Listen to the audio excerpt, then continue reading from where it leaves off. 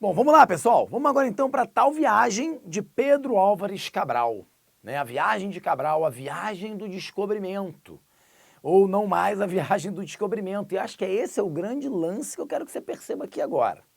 Vamos lá. Então, o rei português chefia Pedro Álvares Cabral uma importante missão. Qual era a missão dele? Qual é a viagem que Cabral vai fazer aqui em 1500? Ele vai para as Índias. Cuidado! Ele vai para as Índias. O objetivo principal da viagem é refazer o trajeto de Vasco da Gama, chegar ao Oriente, estabelecer o comércio, voltar abarrotado de especiarias para, né, vender na Europa e lucrar bastante com isso. Tá bom. E aí o que acontece? Vamos lá. Ao sair de Portugal, há um afastamento muito grande da costa, né? Um afastamento muito grande da costa africana. E aí, turma, ficou durante muito tempo, recentemente isso, tá? Uma grande discussão sobre isso. A descoberta do Brasil seria algo acidental ou não? Isso antes de falar de Duarte Pacheco Pereira, antes desses documentos chegarem à tona. Então, antes mesmo, porque eu acho que hoje a gente vai chegar a essa conclusão juntos, tá? Mas aí ficava assim, poxa, a viagem era para as Índias. E aí, então, Pedro Álvares Cabral vem se afastando, e aí realmente fala-se que uma das formas de resolver a corrente de Benguela, que afundava muitos navios ao sul, era se afastar mais da costa, da costa africana. E aí, então, houve um afastamento da costa, e aí, de repente, pum, eles teriam caído na América, bateram no Brasil. Gente, então, durante muito tempo se acreditou nisso, que era um descobrimento por acidente. E aí, durante alguns anos, isso foi muito discutido. Foi um debate historiográfico muito forte. E alguns ainda dizem até hoje que não existem relatos que garantam, ou vestígios que garantam que o descobrimento foi intencional. Mas cá entre nós, se eu fosse escolher eu ia apostar as minhas fichas no intencional. Por quê? Vamos lá.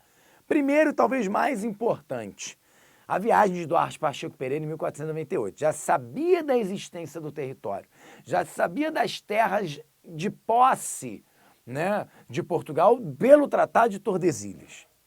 Mas, outras informações, conforme eles navegavam na costa fazendo o périplo africano, vários relatos falavam sobre aves migratórias que voavam em direção ao oeste. O que dava a entender, né, que haveriam terras naquela direção, terras próximas, afinal de contas, a autonomia de voo dessas aves não seria tão grande. Então, esses experientes navegadores tinham uma clara percepção de que ali haveriam terras. Além do fato desse desejo de Portugal jogar o Tratado de Tordesilhas a mais 270 léguas daquela estabelecida pela Bula Intercetera. Tudo isso vai nos dando a possibilidade de entender que haveria uma viagem, sim, para as Índias, mas com uma parada antes disso. Uma parada onde? Uma parada naquele território que Portugal sabia que ele tinha, que o pertencia pelo Tratado de Tordesilhas.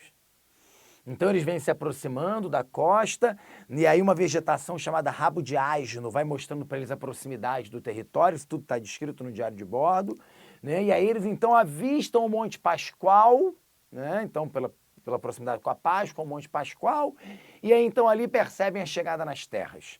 Vão ancorar, não vão logo à terra, vão então fazer um pequeno festejo, vão beber, né? No dia seguinte vão ganhar a terra.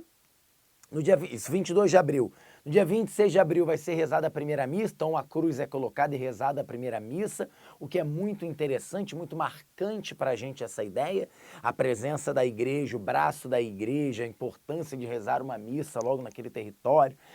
E aí então, a partir desse momento, olha o que acontece. Pedro Álvares Cabral manda que um navio retorne com as informações, não é verdade? E segue viagem para o Oriente. Não foi uma viagem fácil, pegaram tempestade, afundaram vários navios, mas Pedro Álvares Cabral chega ao Oriente, depois também de alguns problemas ali, né, com os árabes, eles conseguem fazer a negociação e retornar a Portugal com os navios abarrotados, os navios que sobraram, né, abarrotados de especiarias, ou seja, a viagem de Cabral é considerada um grande sucesso mesmo com as perdas humanas, com as perdas dos navios, um grande sucesso. Agora, a questão que nós temos aí é, Foi acidental essa descoberta? Não. Então hoje a gente entende que essa viagem de Cabral, além do Oriente, em relação ao Brasil, veio, na verdade, tomar posse dessa terra. Dizer assim, olha, pronto, a terra é nossa, nós estamos aqui, colocamos uma cruz, rezamos uma missa, né, é nosso. Então, a viagem de Cabral deixa de ser uma viagem de descobrimento e passa, de acordo com essas novas tendências, com as novas percepções, com os novos documentos, passamos a compreender que a passagem de Cabral pela América antes de seguir para o Oriente era uma viagem para tomar posse dessas terras. Então, a partir desse momento, houve a descoberta do Brasil. 1500 seria o momento em que Portugal tomou posse da chamada América Portuguesa.